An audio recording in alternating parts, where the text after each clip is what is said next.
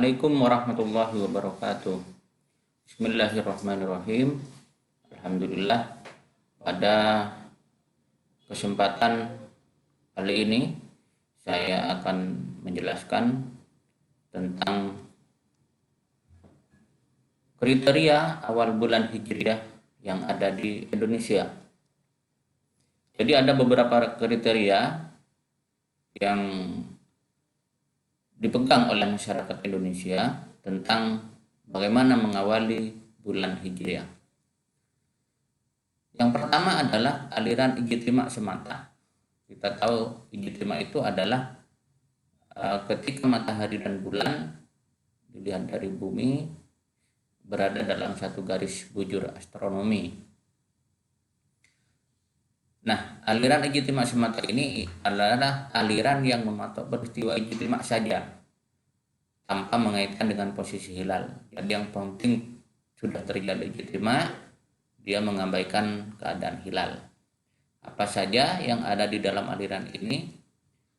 Nah, aliran ini yang pertama adalah ijtima qoblal ghurub. Jadi ijtima sebelum terjadi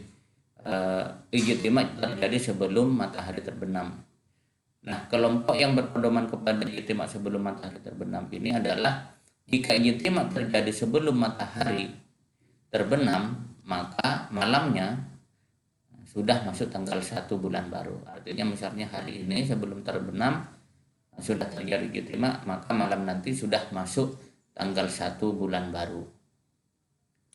Kemudian yang kedua adalah ijtima qoblal fajr.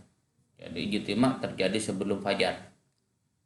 Nah, kelompok yang menjadikan fajar sebagai batas waktu. Jadi ada yang kelompok yang menggunakan ini. Artinya, jika terjadi ijtima sebelum fajar atau sebelum subuh, maka setelah fajar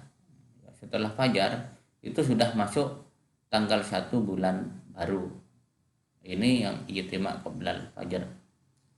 Jadi tidak berkaitan dengan hilal, yang penting sudah terjadi ijtima sebelum fajar, maka setelah fajar sudah dihitung masuk bulan baru. Kemudian yang ketiga adalah ijtima tengah malam. Nah, ijtima tengah malam ini dipatok oleh sebuah kelompok bahwa jika terjadi ijtima sebelum tengah malam, maka setelah tengah malam itu masuk tanggal 1 bulan baru. Jadi ijtimanya sebelum tengah malam, kemudian setelah tengah malam itu sudah langsung masuk tanggal baru atau tanggal 1 bulan baru. Yang penting ijtimanya terjadi sebelum tengah malam. Kemudian berikutnya adalah ijtima qobla zawal. Jadi ijtima sebelum tengah hari. Jadi kelompok yang mengambil pedoman apabila ijtima terjadi sebelum tengah hari, maka hari itu merupakan tanggal 1 bulan baru. Jadi pada hari itu sudah merupakan tanggal 1. Ijtima qobla zawal ini, jadi ijtimanya terjadi sebelum zawal, jadi terbit matahari sampai sebelum zawal.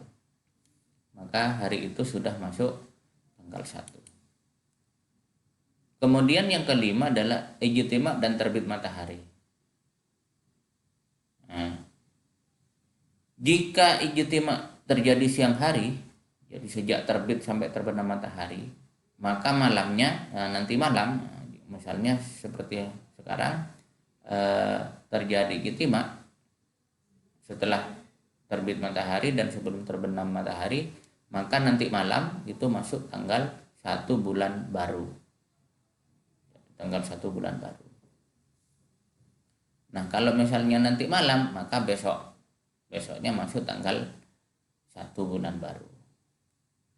Nah, ini kriteria yang berdasarkan pada ijtima semata. Selain itu, ada aliran ijtima dan posisi hilal di atas ufuk. Jadi di samping dia memperhatikan ijtima, dia juga memperhatikan posisi hilal di atas ufuk. Jadi sudah terjadi ijtima, kemudian bagaimana posisi hilal di atas ufuk?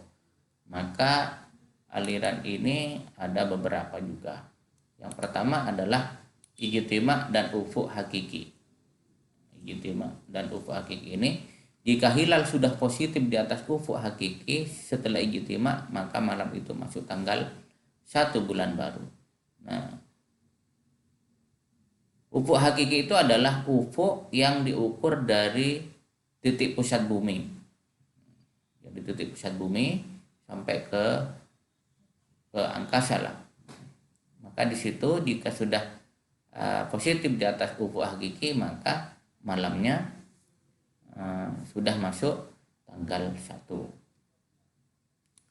Kemudian ada ijtima dan ufuk hissi. Ufuk hissi ini adalah ufuk yang jika ditarik benang antara kaki dengan tanah, itu kemudian dijadikan garis lurus.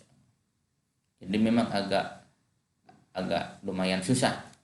Jadi kelompok ini beranggapan bahwa awal bulan dimulai ketika setelah ijtima hilal sudah berada di atas ufuk hissi. Jadi sudah di atasnya ufuk hissi itu berarti sudah di atasnya ufuk hakiki tadi lebih jauh. Ini ijtima dan ufuk hissi. Kemudian kriteria berikutnya adalah ijtima dan ufuk mar'i. Ufuk mar'i itu adalah ufuk yang bisa dilihat dengan mata. Misalnya kita di pegunungan kemudian mau lihat ke sekitar, di situ ada bumi dan langit. Nah, itu yang dimaksud dengan ufuk mar'i. Atau di pinggir pantai kita melihat di tengah laut itu ada garis yang memisahkan antara bumi dengan langit. Itulah ufuk mar'i.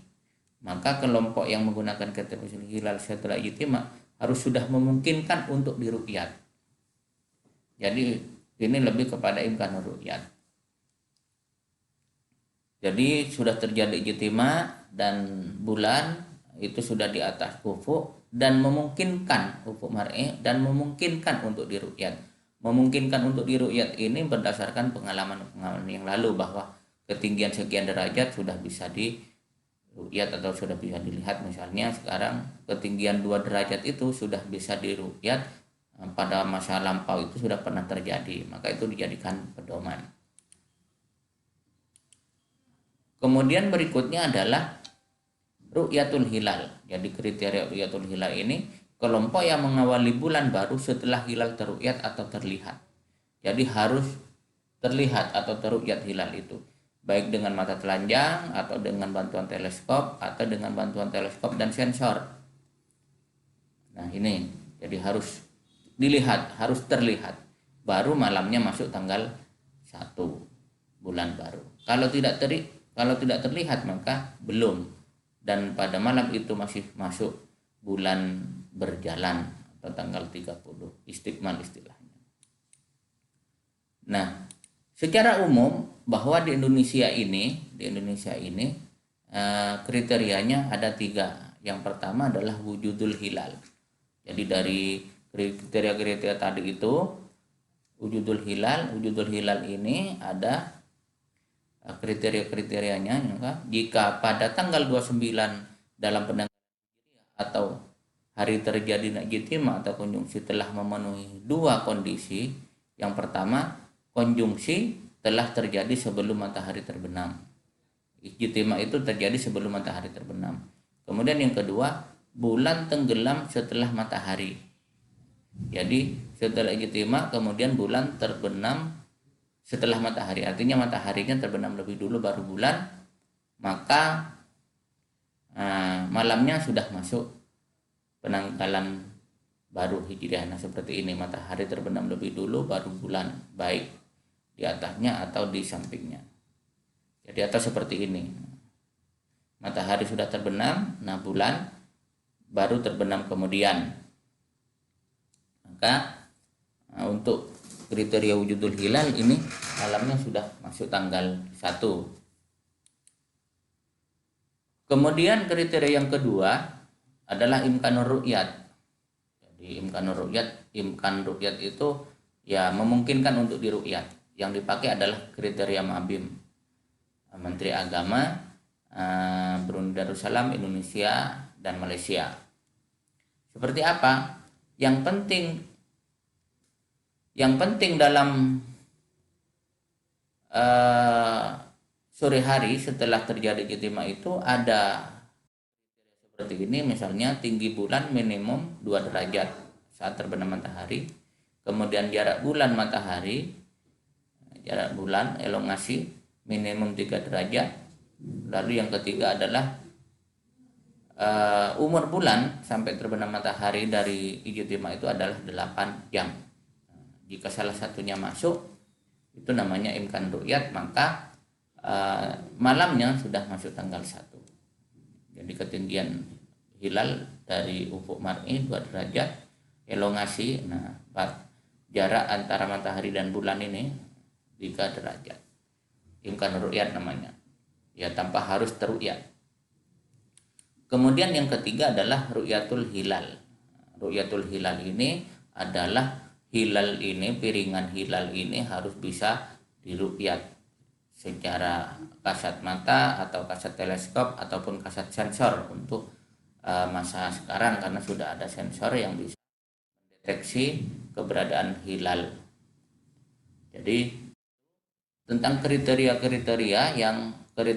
mengawali awal bulan yang ada di Indonesia.